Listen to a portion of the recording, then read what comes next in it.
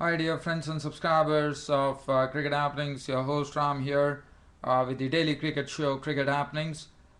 Two matches were played today. One was the 2020 match. It was the first match of the tour, of the New Zealand tour of Zimbabwe, and where New Zealand had a crushing victory over Zimbabwe, where Zimbabwe were actually not looking good at all. They were 123 for 8 of their 20 overs, and New Zealand, as I said, it was a very crushing victory with Brendon McCullum making a very punishing 81 of just 46 deliveries, 5 fours and 6 beautiful sixes being hit by Brendon McCullum. And Martin Guptill was not out on 40 of 36 balls, 2 fours and 2 sixes. And it was all over, and New Zealand won, winning this match by 10 wickets. Now, the next match that I will be talking about is the second one day international between Bangladesh and West Indies. Now, West Indies have showed their real superiority in this particular one day international series today by handing over Bangladesh, a real, not a thrashing, I would say, but really dominating the Bangladeshi bowling by actually winning this second one day international to go 2-0 up in the series here. In fact, it was Bangladesh who batted first, and they could muster only 220 thanks to Mushfiqur Rahim, who made 69, a captain's knock coming from him. But West Indies were really spurred on by the opening partnership that was there. 71 runs with Danza hired the new opener, cracking 39 of 46 balls with 2 fours and 4 sixes, and Lendy Simmons just showing the immense form that he's in, probably missing his second consecutive century in one day internationals. He was out for 80 of 125 balls with 3 fours and 3 sixes, and then Marlon Samuels giving the finishing touches, remaining not out on 88 of 74 balls, 12 fours and 1 6. It was all over. They had a really very convincing victory by 8 wickets, and they go 2 up in the series. This was played at the Shere Bangla National Stadium here in Mirpur. Now, first and foremost, I'm going to look at the game between New Zealand and Zimbabwe. It was New Zealand who actually won the toss and put Zimbabwe in. Zimbabwe, as I said, never got going. They lost their opener, Masakadza first. Mills was a real picture of real economic bowling, I would say, because he had figures of 4 overs, no maiden, 2 for 15. He picked up the not the vital wicket, a very important wicket there of the opener, Hamilton Masakadza, for 9. Then he had Chibaba gone for 9. So 2 wickets were gone then for just 22. And the innings never gathered momentum. There was only one player who really performed well and was still there unbeaten in the end. That was Captain Brendan Taylor, playing a very good knock of 50 of 46 balls with 5 fours. But other than that, he couldn't get much support from the other end. Foster Muthiwa was out for 16 of 16 balls with 1 4. Malcolm Waller, 10 of 10 balls with 1 6 of Nathan McCullum.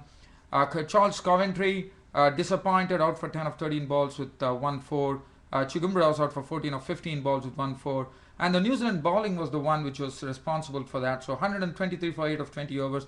The Zimbabwe innings never got any momentum, barring Brendan Taylor, who stayed there just to make sure that they played the entire 20 overs. And Kyle Mills, 4 overs, no win, 2 for 15, gave them the breakthrough there. It was Bracewell, Doug Bracewell, actually D Bracewell, who actually made his debut today, and he was impressive. 4 overs, 1 for 26. He got his wicket on debut. The wicket that he got was of Chigumbura. And Jacob Oram, 4 overs, 1 for 25. Woodcock, 4 overs, no maiden, 1 for 30. In fact, there were two debuts today. One was for Bracewell, the pace bowler, and then also there was a debut for another player, and he was the batsman actually who never had an opportunity to bat. It was Kane Williamson, who made his 2020 debut. As far as Zimbabwe were concerned, they had 2 persons making their debut. It was Foster Mutizwa and Malcolm Waller from Zimbabwe. Woodcock, 4 overs, 1 for 30. McCullum, 3 overs, 2 for 17. And Franklin, 1 over, no made, and 1 for 10. As far as New Zealand were concerned, the Zimbabwe bowling absolutely looked listless against the opening combination of Brendan McCullum especially, who was slashing the ball to all parts of the field. He was giving him room for himself and carving them over the infielding. He was also smashing the ball from through the offside. He was also getting some very good shots on the onside. 81 of 46 balls, 5 fours and 6 sixes. He was not out on 81. Martin Guptill was not out on 40 of 36 balls, 2 fours and 2 sixes. There was absolutely no reward for Zimbabwe, as the Zimbabwean bowling wilted under the pressure of the New Zealand openers. Kyle Jarvin, and as I said, it was a very crushing victory, a 10-wicket victory for them in the 14th over, 13.3 overs. They had 127 on the board.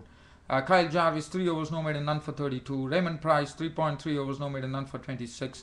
In fact, Raymond Price was the one who was hit for a six of the victory delivery, I would say, because when they in fact Brendon McCullum was the one who actually smote Raymond Price over the fence for a six to bring up the victory for New Zealand. Chigumbra 3 overs, none for 28. Prosper Saya 2 overs, none for 10. Chibaba bowled 1 over for 20 runs, very costly. Masakadza bowled 1 over for 10 runs, and the man of the match went to Brendon McCullum of New Zealand.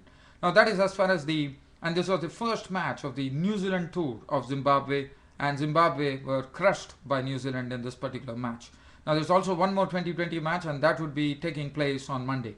Now as far as the second one-day international between Bangladesh and West Indies is concerned, Bangladesh are losing this match by 8 wickets in fact, and it was Bangladesh who actually won the toss and chose to bat, and they had a very dreadful start. In fact, Kemar Roche was the one who actually gave them the breakthrough by first picking up. It was Rampal actually gave them the breakthrough by picking up Imrul Case, who was caught behind for a duck when he edged one.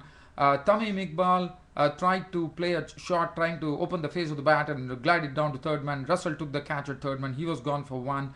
And Mohammad Ashraf gave catching practice to Sami in the slips of the bowling of Roche for a duck. And the score stood at 1 for 3 for Bangladesh. So it was really dreadful.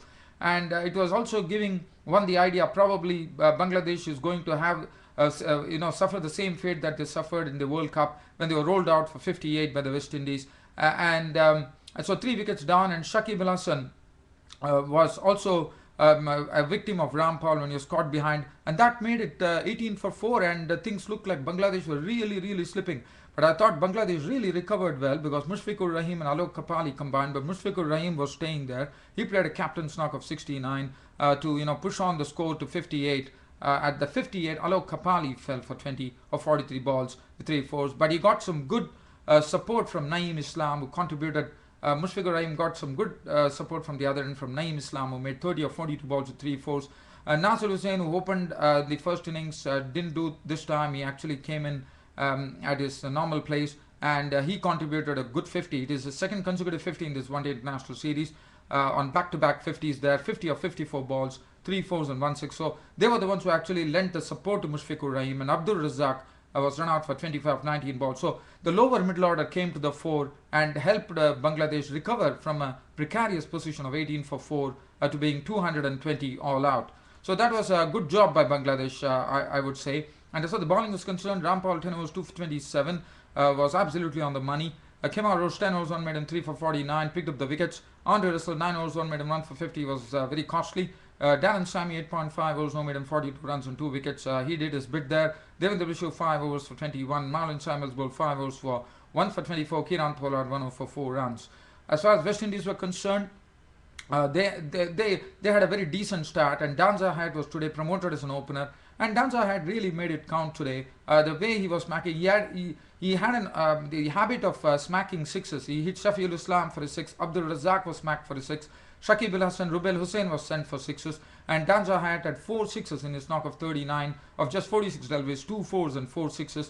And Lendy Simmons, who missed his century, probably would have got his second successive century. He was out for 80 of 125 balls with 3 4s and 3 6. But they gave a very decent start, a very good start for the Bangladesh, for the West Indies reply. 71 added by them till the 17th over. And then once Shakib Al Hasan came in and picked up 2 wickets, first he picked up 71, Hyatt was gone for 39. But then there was another century partnership which ensued after that. 111 run partnership between Marlon Samuels, who has been the form player of this particular tour of Bangladesh for West Indies, and Lendy Simmons, who is in good form as we know after coming back from that century. And both of them really cracked the bowling to all parts of the ground. And Lendy Simmons finally was a victim. LBW bowled Shakib Al Hasan for 80 of 125 balls with 3 4s and 3 6s. Marlon Samuel stayed there to take them to victory. As I said, it was very easy. In the 43rd over, the victory was West Indies. Marlon Samuels was not out on 88 of 74 balls with 12 4s and 1 6. Dan Bravo was not out on 1. 221 for 2 in the 43rd over. West Indies going over Bangladesh by 8 wickets. And the bowling figures doesn't make any happy reading. Shafiul Islam 7 overs 2 maidens, none for 53 was costly. Razak 6 overs, none for 32. The only person who bowled well was Shakib Al Hasan, who also amongst the wickets there. 10 overs, 1 minute and 2 for 30. Rubel Hassan, 10 overs, none for 54. Was very costly. Alok Kampali bowled 2 overs for 12. Nasir Hussain, 2.4 overs, no made and none for 14. Mohammad Asif, 2 overs, went for 17. And Naeem Islam, 3 overs, 1 made and none for 7. Marlon Samuels was named man of the match. Well, I hope you all like my cricket happening show here, and I'm very, very thankful to all the subscribers and friends who have been continuously subscribing to my cricket show and making this cricket show a really, really successful show. Thanks a lot for all the support that you have been giving me, dear friends and subscribers. I'll be seeing you all tomorrow. Until then, it's goodbye. Thank you.